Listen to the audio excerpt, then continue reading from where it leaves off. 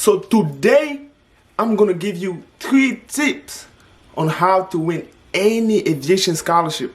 Matter of fact, it doesn't even have to be an aviation scholarship, just a scholarship in general. And I promise you, if you apply these tips, you increase your chance of winning a scholarship exponentially. Now, I'm not a scholarship expert of any sort, but I won a few scholarships myself. And I promise you, if you apply these 3 tips, you have higher chances of winning any scholarship you apply to. I promise you. So stay tuned and listen.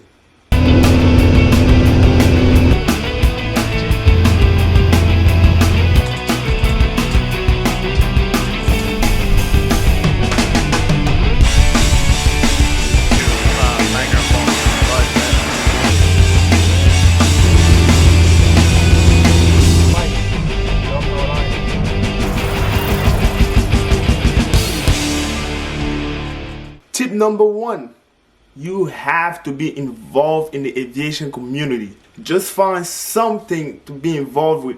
A lot of people are involved in Alpha Eta Rho, which is the aviation fraternity, or you can be in the flying team of your school, or like myself, or you can be a member of AOPA, EAA, or OBAP, like something. Like you have to be involved in the aviation community. That's one thing that's gonna set you apart from a lot of the other candidates if they're not involved in the aviation community. Also, a lot of scholarships have a scoring system, and I promise you, if you're involved in the aviation community, that right there is a checkpoint. You gain point for that. So if you're in the NIFA competition, like anything within the aviation community, internship, like something, I promise you that's gonna help you. Find a way to be involved in the aviation community if you're not already. Tip number 2, and this applies to any type of scholarship you apply to, you have to be a good storyteller. You have to be. When this scholarship is going to ask you questions like, why should you be the one winning this money? Or why should we give the scholarship to you? So your answer has to be the best. Or at least the top 3, whatever. You have to be the best at explaining why you need the money. Long story short, you have to be dramatic. Alright? You have to be dramatic. Because nobody remembers a boring story. And that's really what it is. That's what it comes down to. When people read over the scholarship application, somebody gonna stand out. And what really gonna stand out is the story. The reason is something. So if your story is boring and the other man is boring and the other person or the other candidate story is better, they're going to remember that story like that. At the end of the day, all the candidates need money.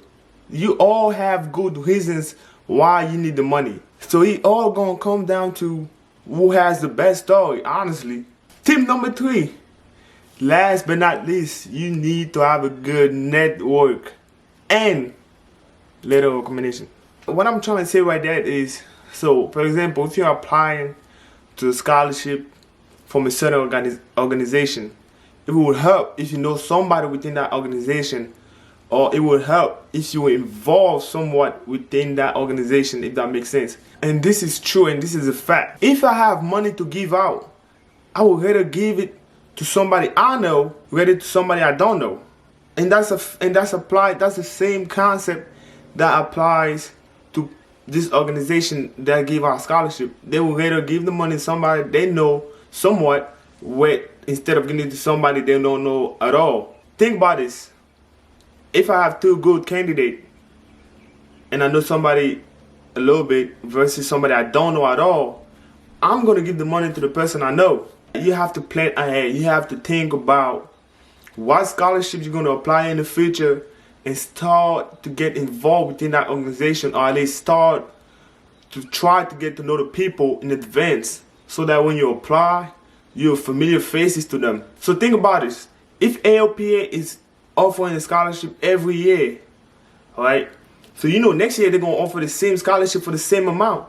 So what you do now is try to be involved and get to broaden your network within AOPA. So what I mean is, if you know somebody within the organization, try to find them more, try to be involved within the OPA, so when you answer this aviation scholarship question, you can show that you involved within LPA, if that makes sense, right? So you want to increase your network, and this only works if you think about it in advance. If as you're applying, then want to get to know people from that organization, is not going to work. Bonus tip, letter of recommendation. All right, a lot of this scholarship might ask or might not ask for a letter of recommendation. Even if they don't ask for a letter of recommendation, please provide them with a letter of recommendation. It always helps. All right, so even if a scholarship doesn't specifically ask for a letter of recommendation, always send one, and I promise you that helps. Especially if it's somebody important at your school, like a teacher or the director of your program, somebody, or best, if it comes from somebody involved within the specific organization offering the scholarship, then it's even better. Imagine getting a letter of recommendation from somebody within that same organization. That helps, because guess what? If whoever grades scholarships be like, oh, you got a letter of recommendation from Jamie? Oh, let me call Jamie and see if he knows him. And Jamie's like, yeah, I know her. She's really good. Yeah, I think you should give the scholarship to her.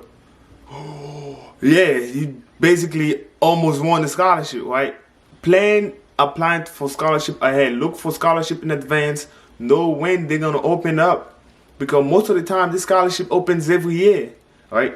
So think about it in advance. You're like, oh my God, AOP is going to open a scholarship in March 2020, right?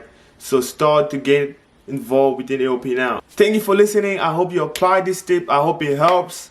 All right, like, subscribe. Let me know in the comment if you have any more tips. If you have anything crazy you want to talk to me about, drop it in the comment. Any suggestion, anything you want me to talk about, whatever, I'm here. Thank you for listening. It's God.